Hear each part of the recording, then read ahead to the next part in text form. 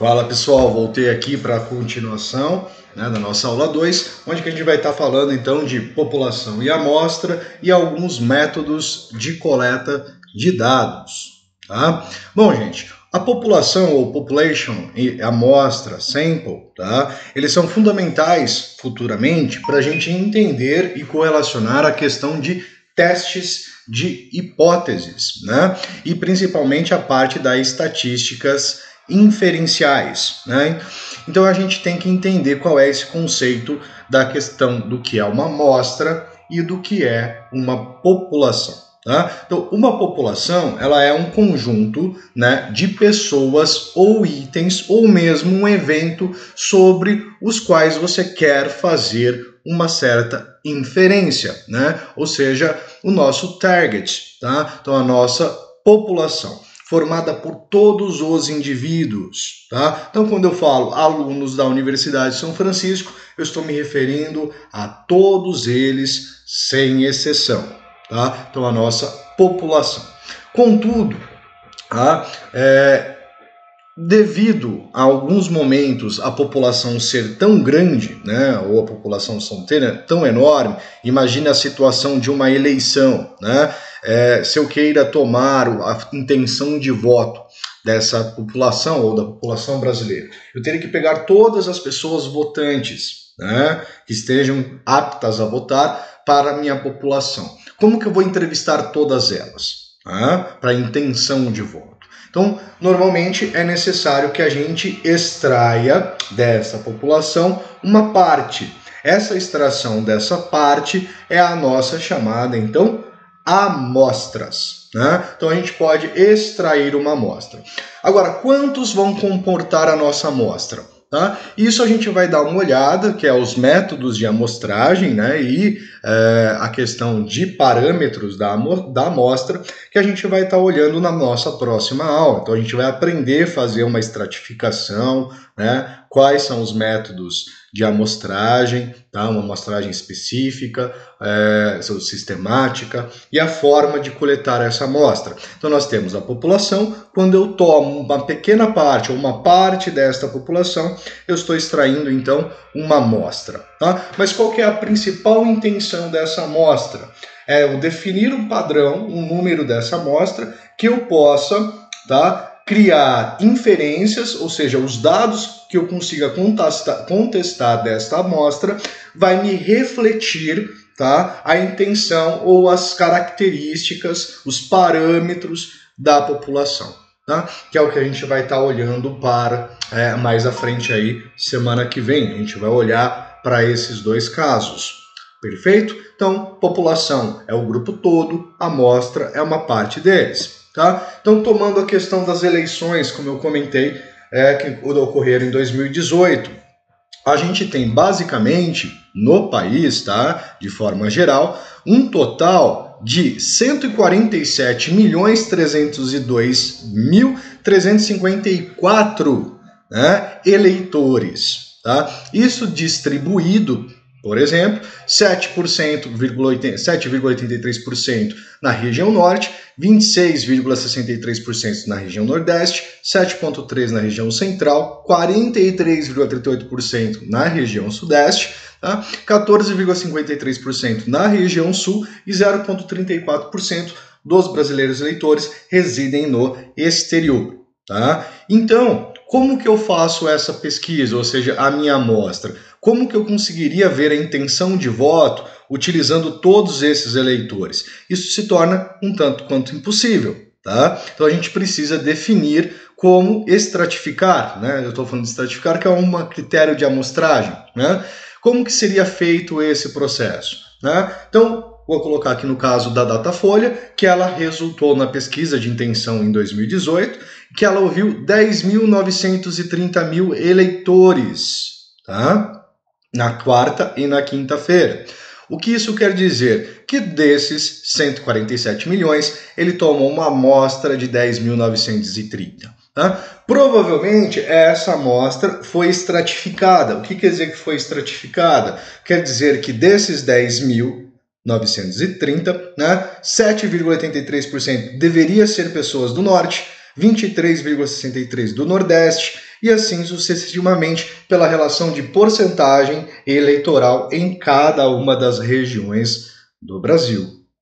Tá? Então, isso é uma forma de você tirar a amostra. E através dela, claro que tem uma forma também de a gente definir esse número de amostragem por um certo grau de confiança, né? Então, essa pesquisa em si, o nível de confiança foi de 95%. Isso quer dizer que há uma probabilidade de 95% de resultados retratarem a realidade, considerando a margem de erro, que é de 2 pontos percentuais para mais ou para menos, tá? Então, é esse número, né? Ele traz uma abordagem bem pequena, um número relativamente pequeno, quando você toma o total de eleitores, mas ele traz, né, uma realidade quase que fiel, tá, da intenção de votos dos brasileiros, tá? Então, população, amostra, né? Então, a estatística ela vai trabalhar exatamente muito com essa questão de amostras. Perfeito? Então, as áreas da estatística, gente. A estatística, então, é o conjunto de técnicas destinado ao estudo quantitativo, tá? Lembra que eu falei das variáveis quali, mas então a estatística ela volta mais para o lado quantitativo, de fenômenos coletivos e empiricamente observáveis, ou seja, que você consegue manipular. Tá? A estatística descritiva envolve nada mais que a organização, o resumo e a apresentação dos dados, né? Então, as ferramentas utilizadas para isso são tabelas de frequência, gráficos, cálculo de medidas de tendência central, como a média, a moda e a mediana, tá? E o cálculo de medidas de variação, como a variância e o desvio padrão. Tá? Na estatística inferencial, tá?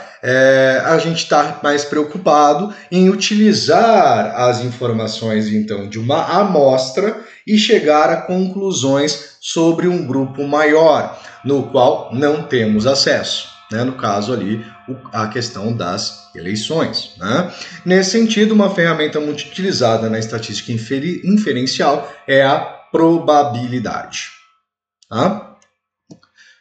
Vamos lá, então, entendendo o raciocínio dessa estatística inferencial, tá, gente? Nós saímos de uma população, que é o foco de estudo, tá? A gente aplica técnicas de amostragem, que a gente vai estar estudando, né? Como a gente faz isso. A gente vai colher, então, uma amostra. Essa amostra vai nos fornecer dados estatísticos, né? Número que mede a intensidade ou a característica do fenômeno coletivo que está sendo estudado sobre esta população. Através dessa análise, então, descritiva, né, da estatística, né, a gente vai conseguir realizar, então, as inferências estatísticas, que vão gerar, então, conclusões sobre características da nossa população. Tá? Então, através de uma amostra, a gente vai levantar dados sobre essa população. Tá?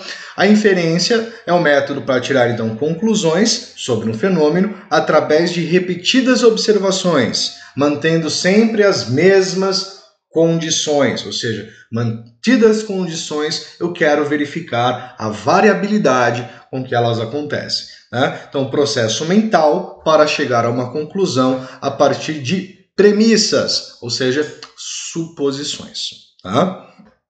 Agora, como que a gente vai recolher esses dados estatísticos? Ou seja, quais são os métodos de coleta de dados na engenharia? Tá? Basicamente são 3, tá, gente? Então são 3 métodos básicos, existem mais métodos um pouco mais complexos. O primeiro deles é o estudo retrospectivo, né, usando dados históricos, que normalmente você vai buscar em dados já existentes, ou seja, em arquivos. Por exemplo, dentro da empresa você consegue já ir atrás desses dados que já foram levantados anteriormente, tá? Ou dentro de uma população você ir atrás dos dados do IBGE. Agora, tem um pequeno problema quanto a esse método de coleta de dados. Tá? Esses dados eles podem ter aí informações que foram alteradas, né, ou informações com pouca utilidade para o objetivo inicial que você tem. Tá? Alguns dados também podem ser totalmente omitidos, ou seja, focou-se só num levantamento e não foi pegado dados que realmente eram necessários para a sua pesquisa. Tá?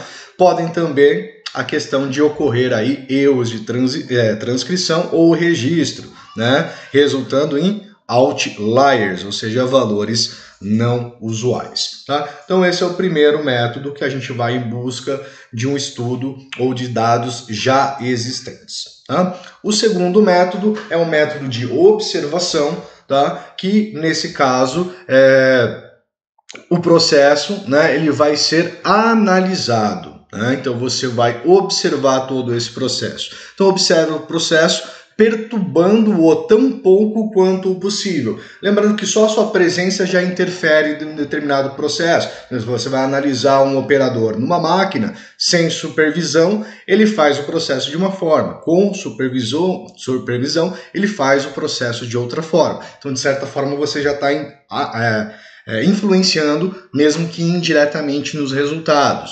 Tá?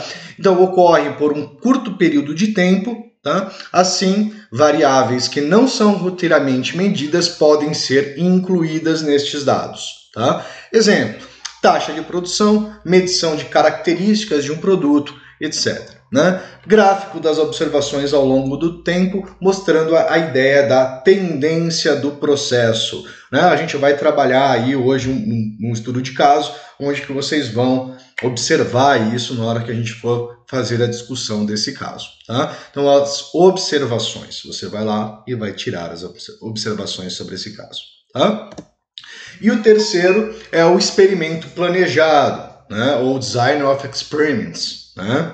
DOE. Né? O engenheiro, então, ele faz variações deliberadas em variáveis controláveis do sistema. Né? Então você consegue ali fazer essas variações, essas mudanças e ver o comportamento, né, que isso vai gerar, ou seja, você observa os dados que vão ter de saída. Eu mexi neste parâmetro, o que aconteceu no processo.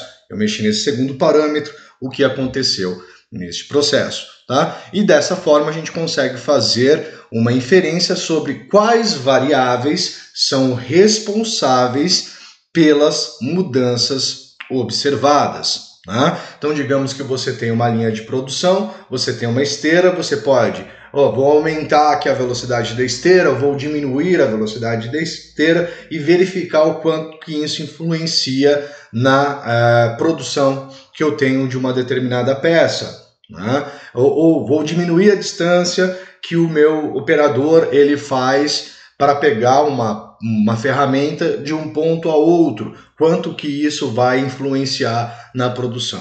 Tá? Então, normalmente, nesses experimentos planejados, se você define quais são os fatores e níveis que vão ser manipulados, tá? Você realiza esses experimentos e coleta estes resultados para possíveis inferências posteriores. Tá? Gente, vou encerrar esse vídeo por aqui, ele passou um pouquinho mais do tempo que eu gostaria e volto no terceiro vídeo para a gente então abordar ali alguns mecanismos, né? Que no caso são os mecanicistas, né? E o processo experimentais, né? Ou empíricos. Tá? Então até daqui a pouco, grande abraço, fui!